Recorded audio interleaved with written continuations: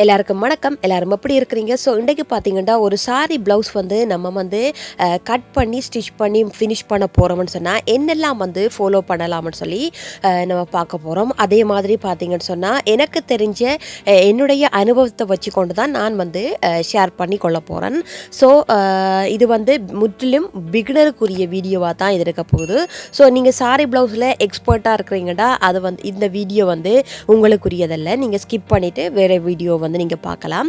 So first பார்த்தீங்கன்னு சொன்னால் சில டெய்லர்ஸ் பார்த்தீங்கன்னு சொன்னால் அவங்க வந்து சாரி ப்ளவுஸை தவிர மற்ற எல்லாமே வந்து ஸ்டிச் பண்ணுவாங்க. ஆனால் அவங்களுக்கு அந்த சாரி ப்ளவுஸ் வந்து ஸ்டிச் பண்ணுறதுக்கு ஒரு சிக்கல் வந்து அவங்களுக்கு இருக்கும். எப்போவுமே அந்த சாரி ப்ளவுஸை கட் பண்ணி ஸ்டிச் பண்ணுறதுல ஏதோ ஒரு சிக்கல் வந்து அவங்களுக்கு இருந்து கொண்டே இருக்கும்.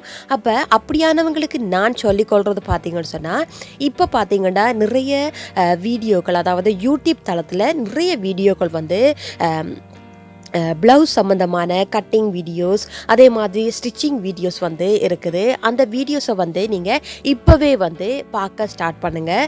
ஸோ ஒரு டைம் வந்து நீங்கள் பாருங்கள். பார்த்துட்டு அதுக்கு பிறகு அதை வந்து ஒரு லைனிங் ப்ளவுஸை வந்து ஃபஸ்ட்டுக்கு ஸ்டிச் பண்ண ஸ்டார்ட் பண்ணுங்கள். ஓகே, அதை வச்சுக்கொண்டு அந்த வீடியோவை பக்கத்தில் வச்சுக்கொண்டு அதன் அளவுகளை கொண்டு நீங்கள் வந்து கட் பண்ணி ஸ்டிச் பண்ணுங்கள். அதே மாதிரி ஸ்டிச் பண்ணி பாருங்கள். உங்களுக்கு பர்ஃபெக்ட் ஃபினிஷிங்காக வந்துருக்குதான்னு பாருங்கள். பார்த்துட்டு அதுக்கு பிறகு உங்களுடைய சைஸுக்கு ஏற்ற மாதிரி அதையே நீங்கள் ஆல்ரெடி வந்து ஸ்டிச் பண்ண ப்ளவுஸை வச்சுக்கொண்டு உங்களுடைய சைஸுக்கு ஏற்ற மாதிரி நீங்கள் வந்து ஸ்டிச் பண்ணிக்கொள்ளுங்கள். ஸோ சில பேர் பார்த்தீங்கன்னு சொன்னால் வீடியோவை பார்ப்பீங்க, ஆனால் ஸ்டிச் பண்ண மாட்டீங்க. நாளைக்கு ஸ்டிச் பண்ணுவோம் தள்ளி போட்டுக்கொண்டே போவீங்க. ஸோ அதனால் வந்து டைம் வந்து நமக்கு வேஸ்ட் ஆகும். ஆனால் உங்களுக்குள்ள வந்து அந்த ஒரு ஆர்வம், நம்ம ப்ளவுஸ் வந்து ஸ்டிச் பண்ணணுமன்ற ஆர்வம் வந்து உங்களுக்கு இருக்கும். ஆனால் நீங்கள் வந்து தள்ளி போட்டுக்கொண்டே போவீங்க.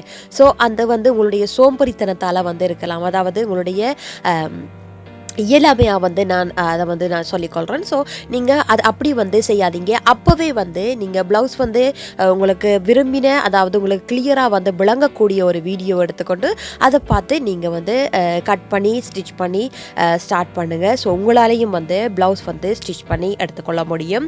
இப்போ அடுத்தது பார்த்தீங்கன்னு சொன்னால் நீங்கள் ஒரு ப்ளவுஸ் வந்து இப்போ கட் பண்ணி வச்சிட்டீங்க. சில பேர் வந்து பார்த்தீங்கன்னு சொன்னால் ஒரு கட்டிங் பேப்பரில் வந்து கட் பண்ணி வச்சுக்கொள்ளுவாங்க.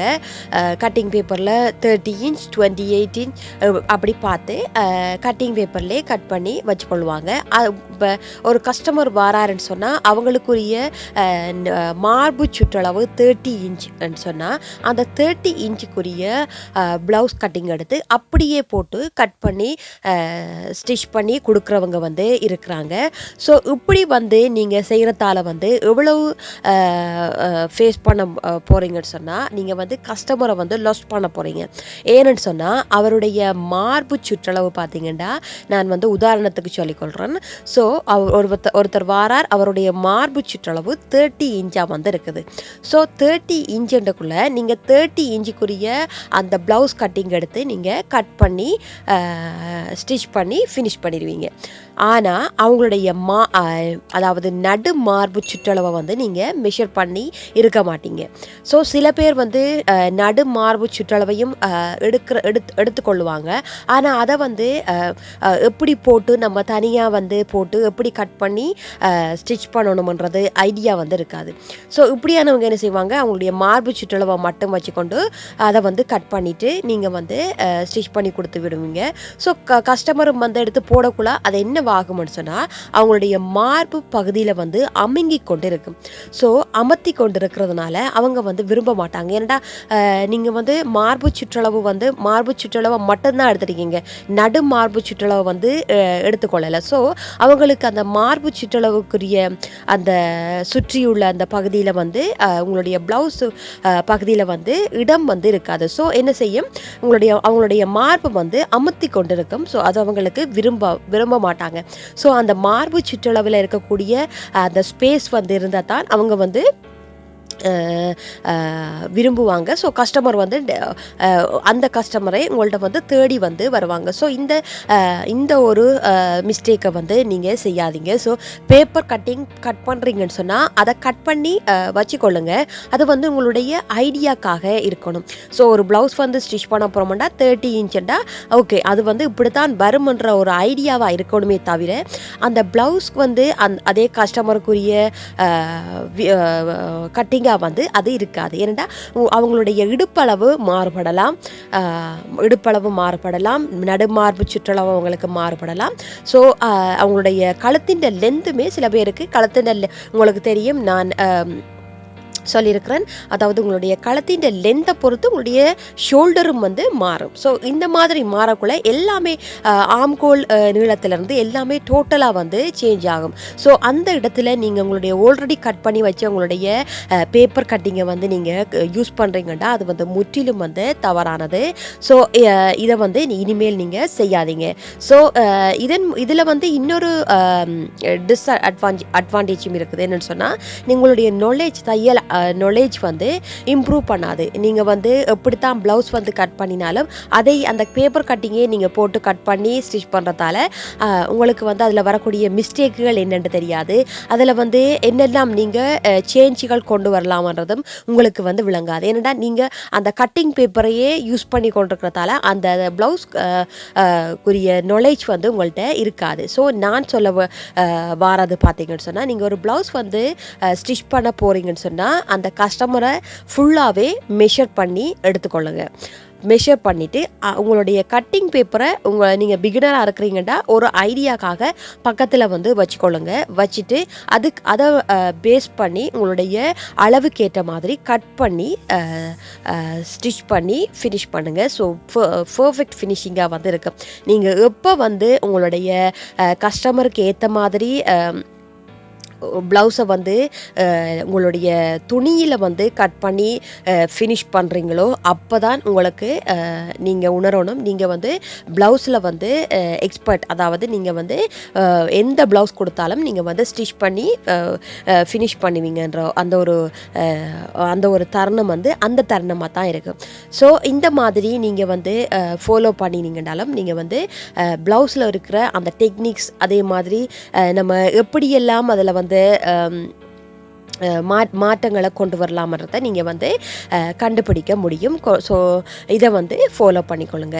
அதே மாதிரி பார்த்தீங்கன்னு சொன்னால் சில பேர் வந்து ப்ளவுஸ் வந்து ஸ்டிச் பண்ணணும்னு சொன்னால் அவங்களுக்குரிய அதாவது என்ன ஒரு ப்ளவுஸ் வந்து கட் பண்ணி எடுத்துட்டோம், ஆனால் அதுக்குரிய ஸ்டிச்சிங் பார்த்தீங்கன்னு சொன்னால் எப்படி வந்து ஸ்டிச் பண்ணி எடுத்துக்கொள்ளணுமன்ற ஒரு ஐடியா வந்து இருக்காது. அவங்களுக்கு நான் சொல்லிக்கொள்கிறது நீங்கள் உங்களுடைய கட்டிங்கை வந்து பர்ஃபெக்டாக வந்து கட் பண்ணி முடிச்சிட்டிங்க. அப்போ கட் பண்ணி முடிச்சிட்டிங்கன்னு சொல்லக்குள்ள அடுத்தது ஸ்டிச் பண்ண போகிற உங்களுடைய அந்த பார்ட்ஸ் எல்லாமே நீங்கள் பார்த்தீங்கன்னு சொன்னால் பின் பண்ணி அதாவது இப்போ உங்களுடைய பட்டி பீஸை வந்து எடுத்துக்கொள்ளுங்க. ஸோ பட்டி பீஸில் நம்ம நார்மலாக வந்து ஒரு சைடில் 3 பீஸ் யூஸ் பண்ணுவோம், அடுத்த சைடில் 3 பீஸ் வந்து நம்ம யூஸ் பண்ணிக்கொள்வோம். ஏன் இது யூஸ் பண்ணுறோம்? நம்மளுடைய பட்டி வந்து கனமாக நம்மளுடைய இடுப்பில் வந்து சரியாக வந்து இருக்கணுமன்றதுக்காக நம்ம இந்த 3 பீஸ் வந்து நம்ம யூஸ் பண்ணிக்கொள்கிறோம். ஸோ இந்த 3 பீஸையுமே சில பேருக்கு எப்படி வந்து ஸ்டிச் பண்ணணுமன்றது தெரியாது. ஸோ அவங்களுக்கு அதாவது அவங்களுடைய ஊக் பகுதியை வந்து அவங்களுடைய ப்ளவுஸ் வந்து முடிகிற எட்ஜில் வந்து வச்சு ஸ்டிச் பண்ணிடுவாங்க. அதே மாதிரி அந்த ஊக் பகுதியில் அவங்களுடைய தொங்கல் பகுதியில் வரக்கூடிய பகுதியை மாறி வந்து ஸ்டிச் பண்ணி முடிச்சிடுவாங்க. ஸோ ஸ்டிச் பண்ணி முடிச்சதுக்கு பிறகு உங்களுடைய ப்ளவுஸே வந்து டோட்டலாக வந்து சேஞ்ச் ஆயிடும். ஸோ அப்படி வந்து சேஞ்ச் ஆகி அந்த ப்ளவுஸ் வந்து பிழைக்கக்கூடிய மாதிரி இருக்கும். ஸோ அப்படி ஸ்டிச்சிங்லேயுமே உங்களுக்கு வந்து ப்ராப்ளம் வந்து வரலாம். ஸோ இவங்களுக்கு நான் சொல்லிக்கொள்கிறது உங்களுடைய ஊக் பகுதியில் வரக்கூடிய பகுதியை வந்து மார்க் பண்ணுங்கள். மார்க் பண்ணி பின் பண்ணி 3 துணியையும் எந்த மாதிரி நம்ம ஸ்டிச் பண்ணணும்னு சொல்லி பின் பண்ணி எடுத்துக்கொள்ளுங்க. ஸோ ஆல்ரெடி வந்து நீங்கள் பின் பண்ணி எல்லாத்தையும் வச்சதுக்கு பிறகு தான் நீங்கள் வந்து ஸ்டிச் பண்ணவே ஸ்டார்ட் பண்ணணும். அதே மாதிரி பார்த்தீங்கன்னு சொன்னால் சில பேருக்கு முன் பக்கம் வந்து நம்ம எப்படி வந்து டாட் பிடிக்கணுமன்ற ஐடியா வந்து இருக்காது. சும்மா ரேண்டமாக வந்து நீங்கள் பிடிச்சி கொண்டு போவீங்க. ஸோ கீழே வைக்கக்கூடிய டாட் இருக்குது உங்களுடைய ப்ளவுஸில். கீழே நீங்கள் பிடிக்கக்கூடிய அந்த டாட்டு வந்து மிக மிக முக்கியமானது. நான் போன வீடியோக்களையும் நான் உங்களுக்கு சொல்லியிருப்பேன். அந்த வீடியோவில் பார்த்தீங்கன்னு சொன்னால் அந்த நான் ஃபுல் எக்ஸ்ப்ளனேஷன் வந்து நான் உங்களுக்கு கொடுத்துருப்பேன்.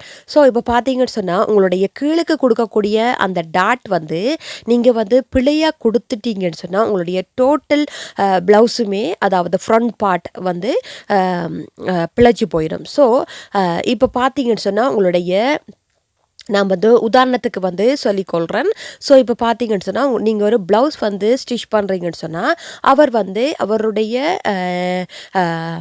மார்பு சுற்றளவு பார்த்தீங்கன்னு சொன்னால் மார்பு சுற்றளவு நார்மலாக வந்து ஒரு 32 இன்ச்சு வச்சுக்கொள்வோம். அதே பார்த்தீங்கன்னா அவருடைய 30 அதாவது மார்பு சுற்றளவு 32, அது நடு மார்பு சுற்றளவு 34 வந்து இருக்கும். இப்படி இருக்கிறவங்களுக்கு நீங்கள் பார்த்தீங்கன்னு சொன்னால் அவங்களுடைய மார்பை விட அவங்களுடைய அதாவது பஸ்ட் சைஸ் பார்த்தீங்கன்னா பெருசாக இருக்குன்னு சொல்லி அர்த்தம். ஓகே, இப்படியானவங்களுக்கு நீங்கள் வந்து கீழே கொடுக்கக்கூடிய டாட்டை வந்து நீங்கள் 1 இன்ச்சில் வந்து 2 சைட்டும் மார்க் பண்ணுறீங்கன்னு வச்சிங்கன்னா அது வந்து அவங்களுடைய பஸ்ட்டுக்கு வந்து போதாமல் இருக்கும். ஏன்னாடா நீங்கள் சின்னதாக வந்து கொடுக்குறீங்க. ஸோ அது வந்து அவங்களுக்கு போதாமல் இருக்கும்.